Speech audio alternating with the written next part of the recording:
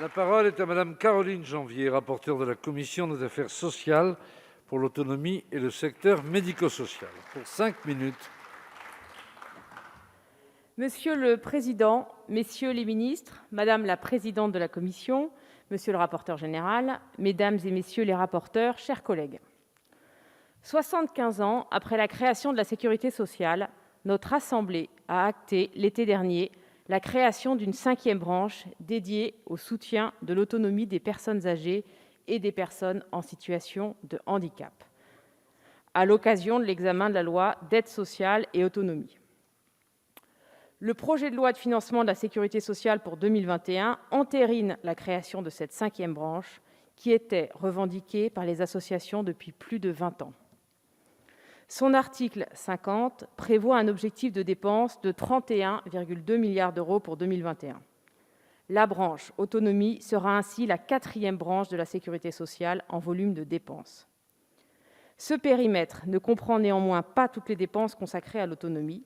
En effet, l'effort national de soutien à l'autonomie, qui inclut les dépenses de l'État, des collectivités territoriales et d'autres organismes, s'est élevé à 73 milliards d'euros en 2019. L'ensemble de ces dépenses sont retracées dans la nouvelle annexe 10 du PLFSS, qui permet donc désormais d'avoir une vision globale des dépenses du secteur de l'autonomie. Malgré un contexte budgétaire dégradé, la mise à l'équilibre de la nouvelle branche témoigne de l'ambition de la majorité de soutenir nos concitoyens en perte d'autonomie. À cet effet, il est prévu d'augmenter les ressources propres de la CNSA. 26 milliards d'euros supplémentaires de CSG assises sur les revenus d'activité, de remplacement, mais aussi les revenus du capital, seront affectés à la nouvelle caisse de sécurité sociale afin de couvrir les dépenses des établissements et services médico-sociaux pour personnes âgées et pour personnes handicapées. Ces financements seront d'autant plus nécessaires que le périmètre de la 5e branche a vocation à s'étendre afin de rassembler les dispositifs propres à l'autonomie. Le PLFSS pour 2021 engage ce processus en transférant l'allocation d'éducation de l'enfant handicapé, AEEH, de la branche famille à la branche autonomie. Je sais que ce transfert suscite des craintes. J'espère que nos débats permettront de rassurer toutes celles et ceux qui appréhendent ce changement. Je voudrais néanmoins leur dire, dès maintenant, que cette évolution doit permettre de relancer un travail de fond sous l'égide de la CNSA avec les associations pour simplifier l'articulation de l'AEEH et la PCH, prestation de compensation du handicap pour les enfants.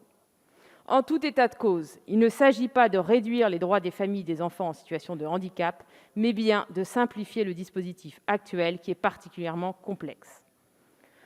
Le présent PLFSS initie également un travail d'adaptation du cadre juridique et financier en transposant le patrimoine commun de la sécurité sociale à la CNSA.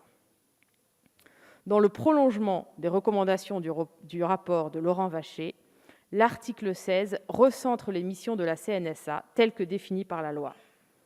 À l'instar des autres caisses nationales de sécurité sociale, la CNSA sera chargée de veiller à l'équilibre financier de la branche, d'établir ses comptes et de gérer le risque.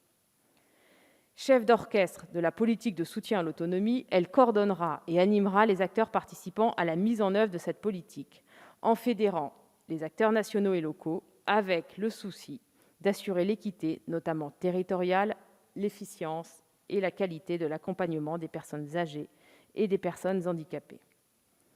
Afin de favoriser l'accès de ces personnes à leurs droits, la CNSA contribuera à développer les canaux d'information en lien avec les acteurs locaux. Si les outils numériques sont devenus incontournables, les échanges en commission ont rappelé la nécessité de maintenir des points d'information de proximité.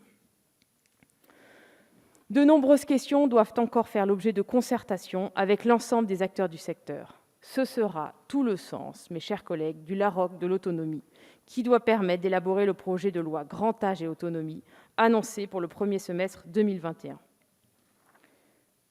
La structuration de l'offre devra être renforcée, à commencer par les services à domicile, qui jouent un rôle crucial dans l'accompagnement des personnes handicapées et de nos aînés, qui manifestent très majoritairement leur volonté de rester vivre chez eux aussi longtemps que cela est possible.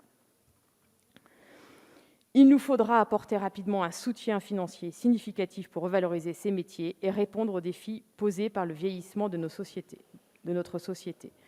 Mais nous aurons l'occasion d'y revenir au cours des débats. Je vous remercie.